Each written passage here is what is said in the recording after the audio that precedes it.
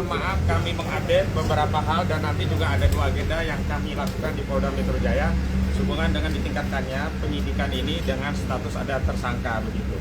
Yang pertama, kami mohon maaf karena saat Pak Roy, Pak Rismon pulang dari pemeriksaan dan tidak tahan, kami belum sempat mengupdate konferensi pers saat itu. Yang jelas yang pertama kami ucapkan terima kasih kepada seluruh rakyat Indonesia yang mendukung klien kami, Pak Rismon, Pak Roy dan yang lainnya. Juga kawan-kawan media karena telah mendukung amplifikasi perjuangan pendampingan Pak Roy untuk mengungkap membongkar ijazah palsu Saudara Joko Widodo dan Pak Rismon juga yang lainnya. Nah, hari ini kami ada 3 agenda. Yang pertama mengupdate kegiatan advokasi, kedua menyerahkan surat permohonan gelar perkara khusus yang sebenarnya dulu pernah kami mintakan di 21 Juli yang lalu tapi belum ditindaklanjuti oleh bagian Kabawasidik di Reskrim Polda Metro Jaya dan nanti kami akan kirim kembali begitu. Namun yang pertama ingin kami tegaskan bahwa tim advokasi telah menetapkan sejumlah pihak yang kami beri kewenangan resmi untuk bertindak atas nama tim advokasi dan klien kami.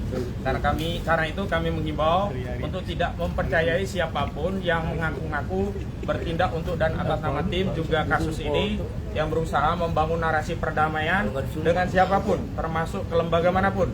Dan sekali lagi tidak ada perdamaian dengan kepalsuan, tidak ada perdamaian dengan kebohongan, tidak ada kepalsuan dengan ketidakjujuran.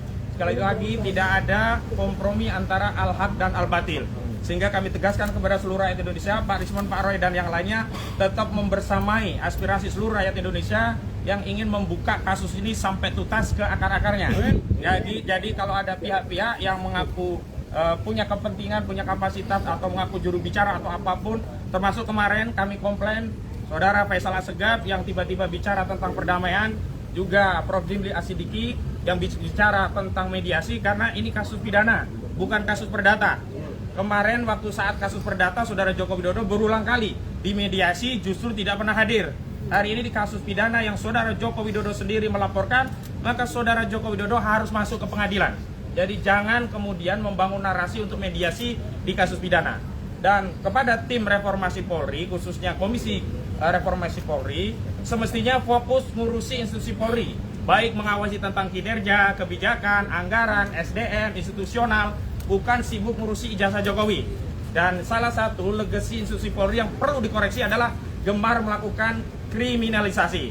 Dan karena kriminalisasi itulah hari ini klien kami, Pak Roy Suryo dan kawan-kawan, menjadi statusnya menjadi tersangka begitu. Jadi sekali lagi jangan lencengkan atau jatuhkan marwah institusi yang baru dibentuk oleh Pak Prabowo untuk mendamaikan ijazah palsu. Sekali ijazah itu diprotes oleh rakyat tidak boleh dihentikan di tengah jalan karena ini harus dituntaskan di era kita, tidak boleh kita wariskan kepada generasi selanjutnya. Yang kedua, terkait gelar perkara khusus, kami sudah mengirim gelar perkara khusus di bagian Wasidik di Polda Metro Jaya 21 Juli yang lalu. Namun sampai hari ini tidak pernah ditindaklanjuti dan kemarin dari penyidik kami disonding untuk menindaklanjuti dan hari ini kami juga akan kembali mengirimkan permohonan gelar perkara khusus yang hari ini kami serahkan kembali ke Biro Wasidik.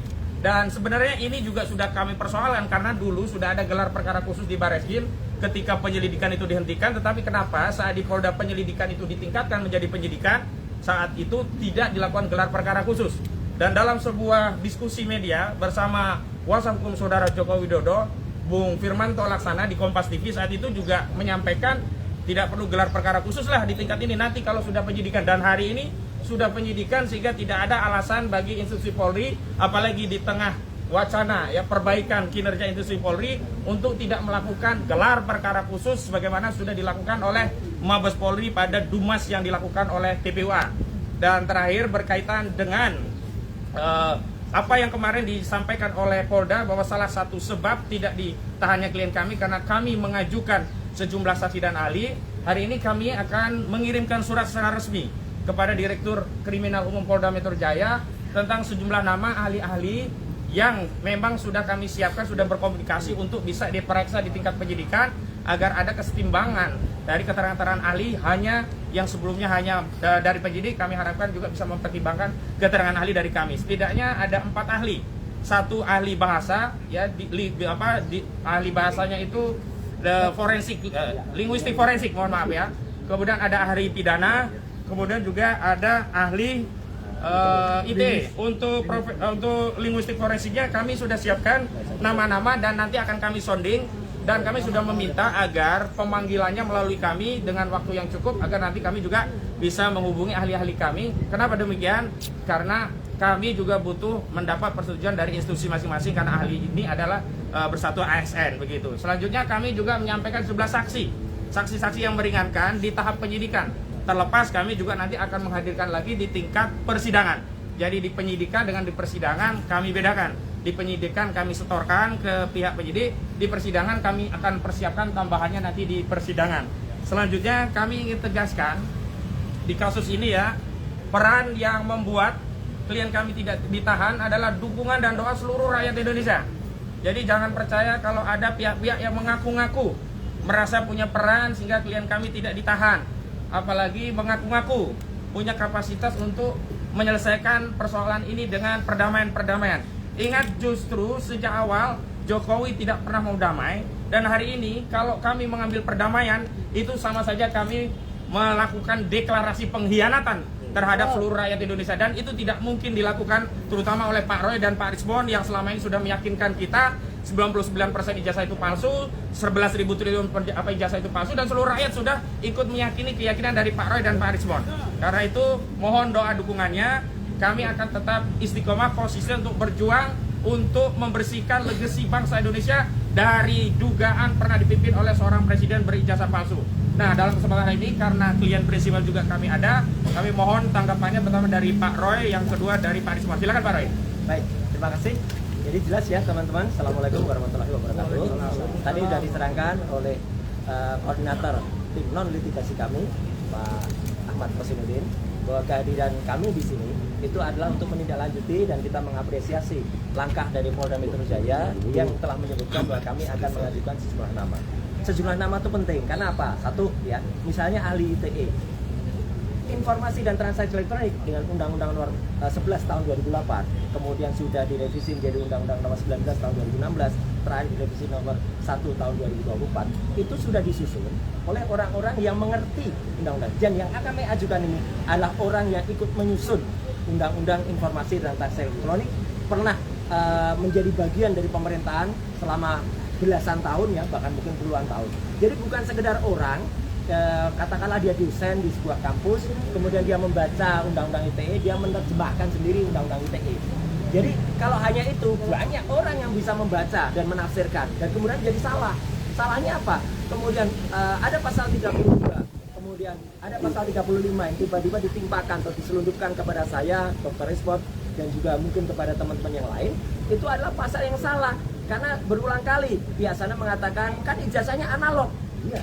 Pasal 32 35 itu tentang dokumen elektronik gitu loh. Jadi salah besar, bukan analog. Jadi dari situ yang salah. Kemudian ahli linguistik, ahli bahasa itu juga sudah punya sertifikat baik nasional maupun di atas itu. Jadi benar-benar ahli hukum pidana, adalah sudah berulang kali menjadi ahli pidana di berbagai kasus, berbagai hal, bukan yang hanya langganan di depan BAP.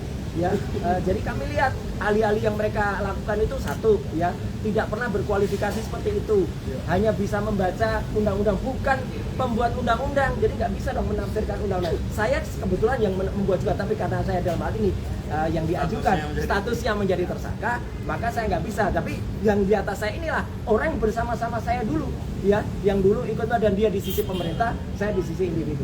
Jadi saya kira itu ya, clear anunya apa agenda kita hari ini. Sekaligus juga kita mengajukan gelar perkara khusus untuk supaya apa? Kasus ini supaya terang benderang diketahui oleh masyarakat dan lainnya. Dan sekali lagi saya ingin menyampaikan terima kasih kami kepada semua pihak yang sudah ikut membantu membersamai ibu-ibu, mak-mak, teman-teman tokoh-tokoh aliansi independen ya, dan juga lawyer terutama yang di bawah koordinasi Pak Petrus Celestinus dan juga Pak Ahmad Kosinuddin. Saya kira itu ya, mungkin akan disambung oleh Mang Rismon. Ya, silakan, Pak. Oh, satu lagi dikit. Semalam ada satu acara, saya nggak nyebut TV-nya ya, yang ada seseorang yang tanpa kualifikasi yang jelas ya, menjelaskan tentang VGGNet, menjelaskan tentang ARFACE, menjelaskan tentang FaceNet. Waduh, itu seperti anak kecil yang barusan dapat kuliah sehari, kemudian dia nerangin. Dia nggak bisa nerangin kayak kualifikasinya apa gitu loh. Dan pada acara lain sebelumnya, antara yang dipandu oleh Bang Karli udah saya bantah itu semuanya. Hanya sayang semalam terus saya kebetulan ada di kebetulan di TV lain gitu loh. Jadi jam yang sama, waktu yang sama, harusnya saya juga ada di situ kan, karena itu geser harinya bukan pada hari biasanya. Maka komitmen saya pada TV yang lain tersebut saya lakukan. Jadi jelas ya, kalau ada orang yang menerangkan tidak dengan kepandaiannya, tidak dengan keahliannya, nah itu sama aja omong. Dan satu lagi yang pasti, apapun ijazah yang tampilkan tetap tidak ada lintasan stempelnya. Semalam dia ditanya, lintasan stempelnya mana? Bingung lagi, ngomong kanan ngomong kiri. Silakan. Dr. Rismon. Ya, oke, hari ini kami diwajibkan, ya, wajib lapor tiap hari Kamis. Terima kasih Pak Penyidik, ya. Artinya kami juga kayaknya jadi tahanan kota nggak? Enggak, ya, enggak, belum. Jadi kami sedang mengajukan ahli-ahli, ya, yang pakar di bidang undang-undang ITE dan praktisi ITE untuk membuktikan bahwa apa yang kami lakukan murni dalam koridor apa yang disebut dengan ilmu digital image processing, ya, digital image processing, di mana kami dituduh untuk mengedit dan merekayasa, ya, bagian dari citra dari ijazah Joko Widodo, ya, padahal hal itu sangat umum dilakukan dalam ilmu digital image processing.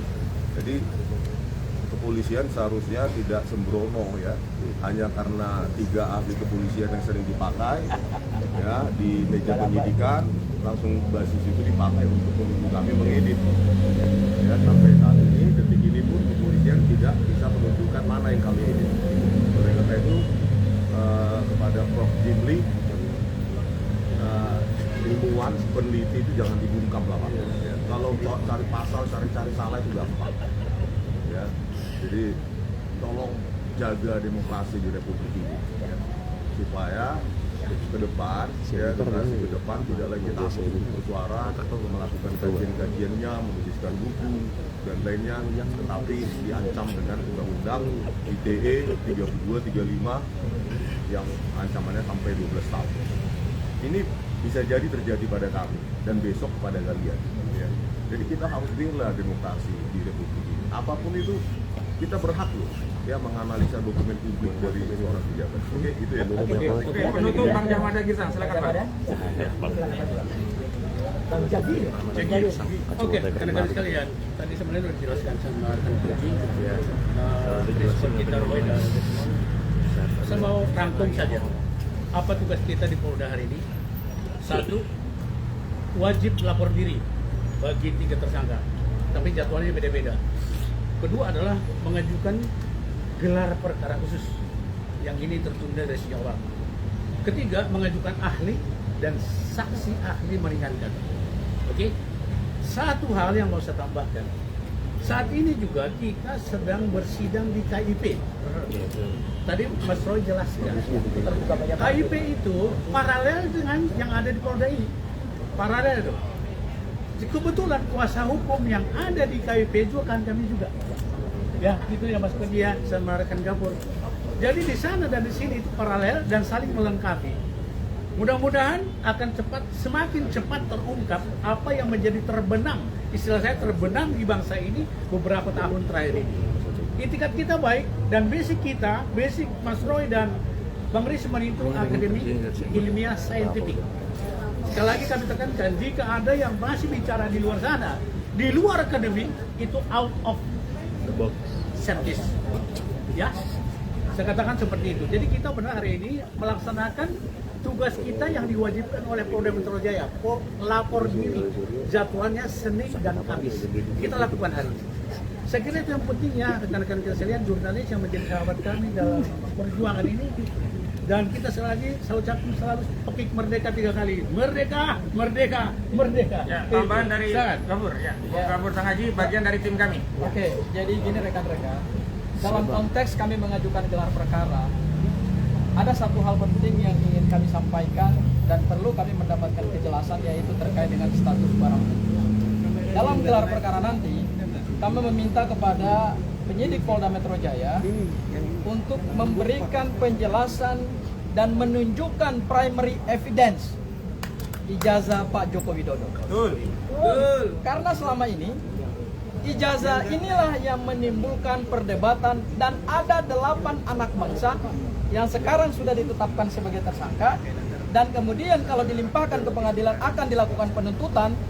Ini kan sesuatu yang perlu terlebih dahulu diberikan kejelasan oleh penyidik Polda Metro Jaya terkait dengan primary evidence, apakah memang sudah disita oleh Polda Metro Jaya. Dan yang kedua, Mas Roy, Bang Rismon punya kepentingan untuk melihat dan meraba ijazah tersebut. Karena selama ini yang dituduhkan kepada Mas Roy, Bang Rismon, dan Dr. Tifa itu melakukan analisa-analisa ilmiah hanya berdasarkan dokumen digital. Meskipun dokumen tersebut oleh salah satu pendukung Pak Joko Widodo di salah satu televisi, kemudian saya hadir sebagai pembicara, sudah ditunjukkan kepada publik hasil scan ijazah Pak Joko Widodo. Dan dari hasil scan tersebut terkonfirmasi bahwa ijazah yang dipublish atau diunggah oleh Dian Santi dan menjadi basis penelitian ilmiah Mas Roy dan Mas Roy dan Bang Rismon itu ternyata 100% tidak berbeda, persis sama seperti itu. Yang ingin kami mendapatkan kepastian adalah ijazah fisiknya itu dalam gelar perkara khusus harus ditunjukkan kepada Mas Roy dan Bang Rismon, dan bila perlu mereka raba itu ijazah. Seperti apa itu bahannya, kemudian seperti apa itu pengaman kertasnya, seperti apa itu lintasan stempelnya, seperti apa itu fotonya. Itu poin penting yang akan kami mintakan dalam gelar perkara khusus. Itu aja barangkali yang bisa Makasih saya ya. sampaikan. Atau Kembali ke ditutup ada pertanyaan? Kembali ke Koji. Ya. Oke, Koji yang jawab. Oh, sementara ini belum kami pikirkan karena kami fokus gelar perkara khusus. Karena kalau dengan gelar perkara khusus ijazah itu ternyata terbukti sama dengan yang diteliti, berarti kesimpulan klien kami tidak berubah, 99% palsu atau 11.000 triliun persen palsu. Sehingga fokus kita adalah primary evidence itu apakah identik atau tidak dengan yang sudah diteliti. Kalau sama, ya sudah selesai begitu. Ada lagi cukup? Makasih ya kawan-kawan media sudah menunggu sampai